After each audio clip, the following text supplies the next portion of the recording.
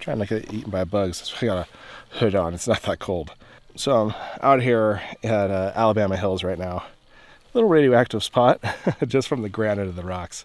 But I'm here to do some camping with my daughter and to get a shot of this 3D printed skull. So it's for a t-shirt I'm working on right now.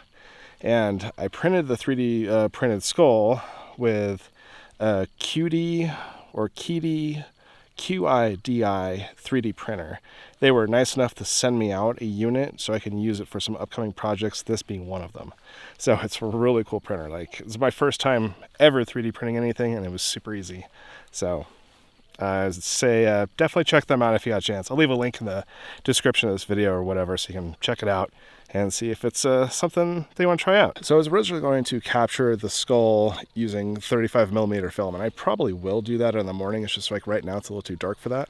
I probably could do some long exposures with the 35 film, but I kind of want to just do this right now and then save the film for the morning when like the light's not yet hitting the valley here, because we got like mountains over here and then the Sierra Nevada back over there, but the sun's going to be coming back up over this direction. So got some time. Probably just mess around a little bit with this light and see what I have. This is like a little Amaran light that I have using this. I usually just carry it around in my kit, so yeah, just in case I need it.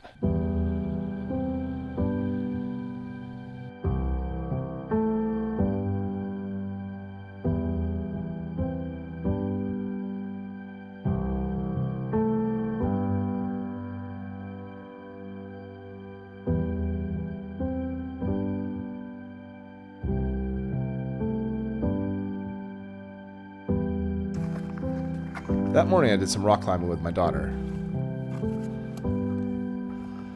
and then headed into town to check out a local bakery. Then while driving back home, I discovered something very unexpected.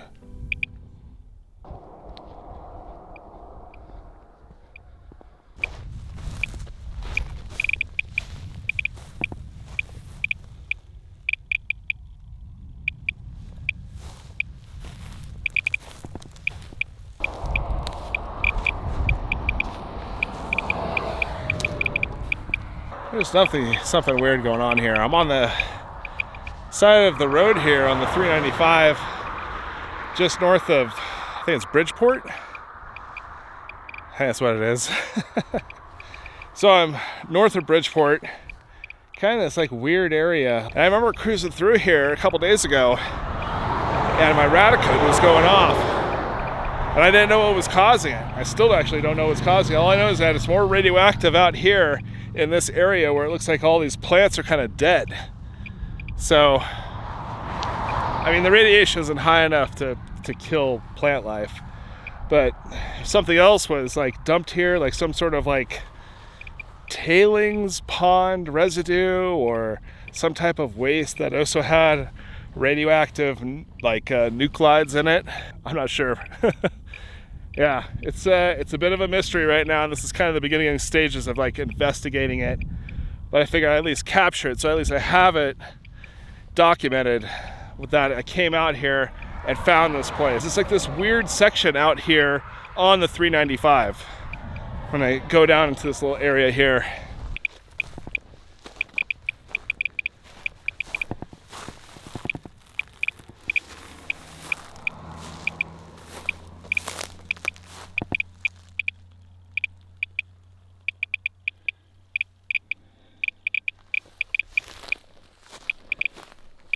now, this stuff all might be natural. It might not be anything nefarious or anybody dumping anything, but it's kind of out of the ordinary that's like right in this one area.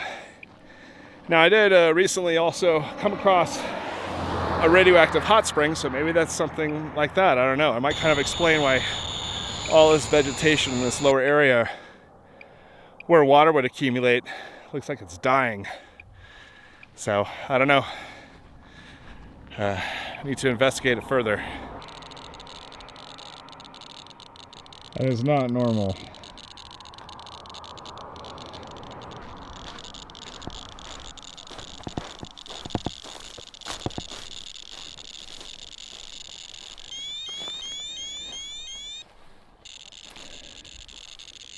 Yeah, that's definitely out of the ordinary.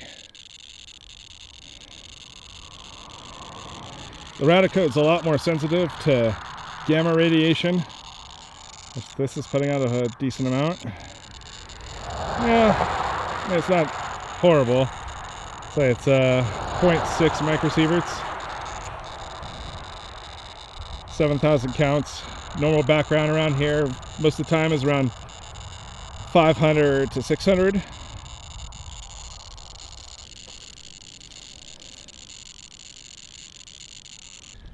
Just needs a little more investigation. But it was cool. I was only able to find it because I had my Radiacode just running while I was driving on the 395. That's why I always have them running whenever I take road trips. You never know what you're going to find. When I got home, I looked into this place a bit more and discovered there is a hot springs on some now private property. This place also had some interesting history. The hot springs used to be called the Fales Hot Springs, and it used to have a resort for travelers to stay at. But like many of these out-of-the-way places, it burned down. Sam Fales, one of the original owners of the hot springs property, bought the land in the 1860s and opened the hot springs in 1877 to the general public. Sam Fales lived to be 104 years old and died in 1933. He used to tell people a glass a day of the hot springs water is what kept him healthy all those years. He never knew he was drinking radioactive water. So now I do want to do a more in-depth video about this location and the Fales Hot Springs. It's going to be a little difficult though because it is on private property.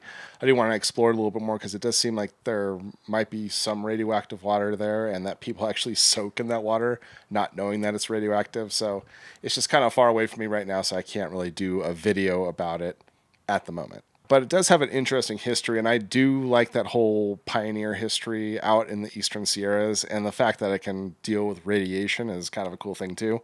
So probably in a future video, I'll go back out there, explore that area a little bit more, and see what's going on, if I can figure it out. If I can get like a little bit closer to the hot springs. It'll be a little tough because I'm pretty sure the people that own the property won't let me out there, but maybe I can like fly my drone over there and get some shots if they don't try and like shoot it out of the sky, which is illegal, by the way. I'm using this little microphone here because I saw Gene Nagata, Potato Jet. He got one. I really like the sound of it. And, you know, for certain voiceover work or doing stuff like this where there's like cars in the background and I want to just talk about something in the video, this might be kind of handy. This is actually my first time using it, and see if I can like sync it up to the video, which I know I can. I don't know how it's going to sound in relation to the microphone that's on the top here. But anyway, thanks for watching. Really appreciate it, and I'll see you in the next one. Take it easy. Oh, and I will have details about the ArcLight Pro Ultra Onyx Edition flashlight giveaway coming out soon. We'll see.